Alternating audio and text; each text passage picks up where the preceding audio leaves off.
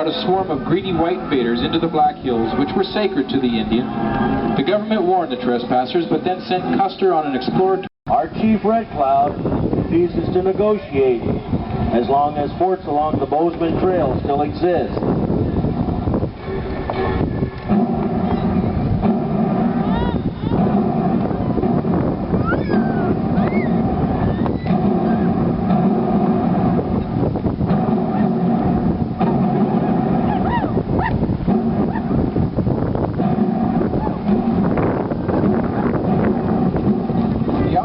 Are ready to mediate, and they include William T. Sherman, who is best remembered for his successful campaigns during the Civil War.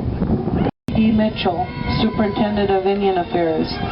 Thomas Fitzpatrick, an old mountain man turned Indian agent. Jim Bridger, and others. There were great councils in 1825, 1851, and 1868. The council portrayed before us is a representation of all these great meetings and their consequences. The Assiniboine, the Arikaras, Hidatsa, Shoshone, Sioux, Mountain Crow, and Cheyenne came to council. They came with dignity and determination. They came with high hopes. Mark this day, for our minds are made up. Our chief Red Cloud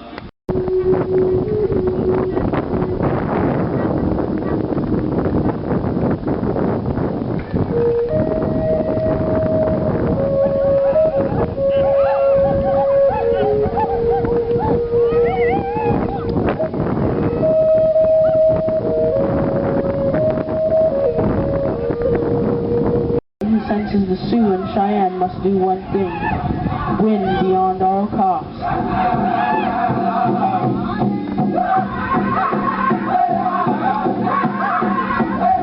The pendulum swings. 2 scouts, or wolves, as they are recalled by the Indians, go to seek out the locations of the horse soldiers. They will signal the tribes when and if they see the enemy.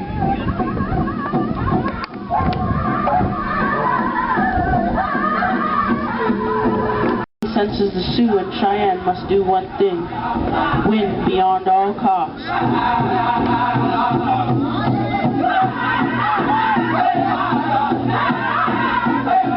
The pendulum swings. 2 scouts, or wolves, as they are recalled by the Indians, go to seek out the locations of the horse soldiers. They will signal the tribes when and if they see the enemy.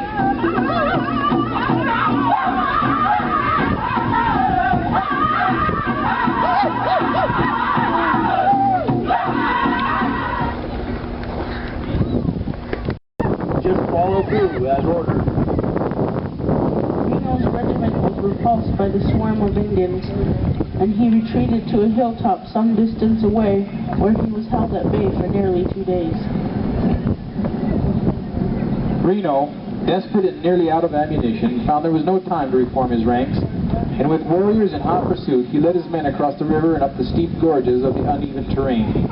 It had all seemed so easy, but the Indians had trapped them in the village and were routing them.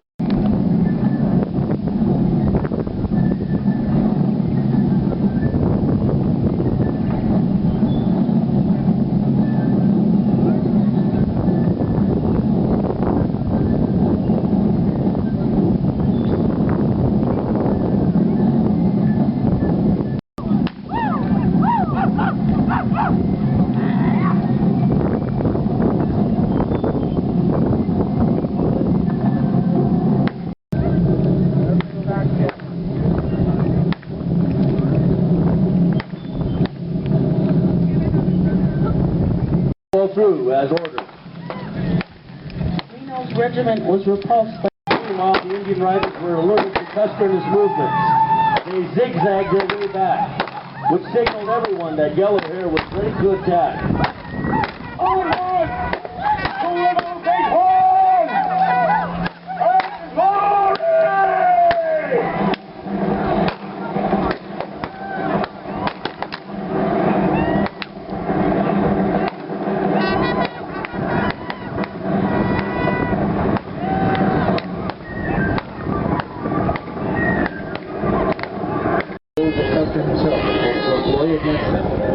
troops were outnumbered and outmaneuvered, which was not realized by the 7th Cavalry until it was too late. Warriors swarmed among the soldiers, attacking with clubs, arrows, and bullets. The horses were frightened by blood-curdling battle cries, gunfire, and waving blankets, leaving no cover for the vulnerable troops caught in the inevitable crossfire.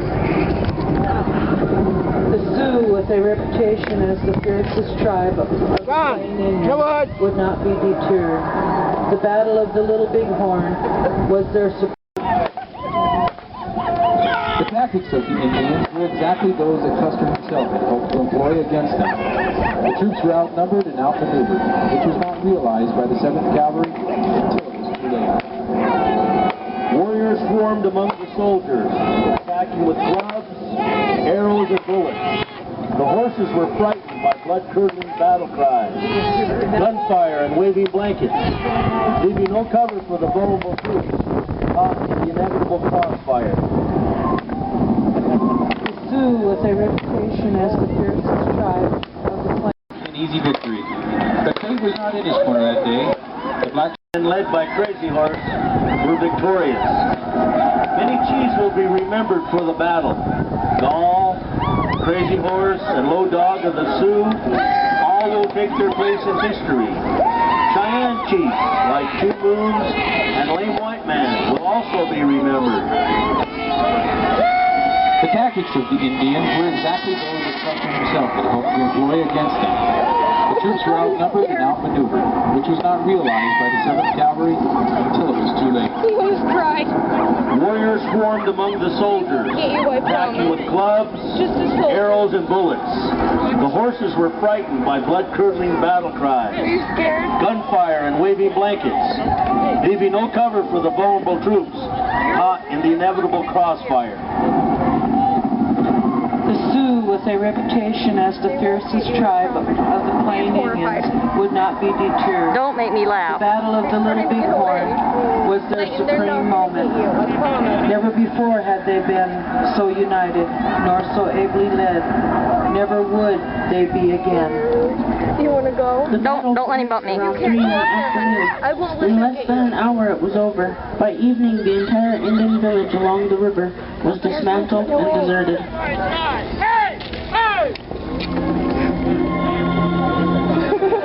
Hot winds blow the sand over the blood-soaked, trampled hills, nudging the sparse grass across the boots of the fallen men, fluttering their bandanas in the silence of the barren hills. The dark smoke mingles with the bite of the gunpowder.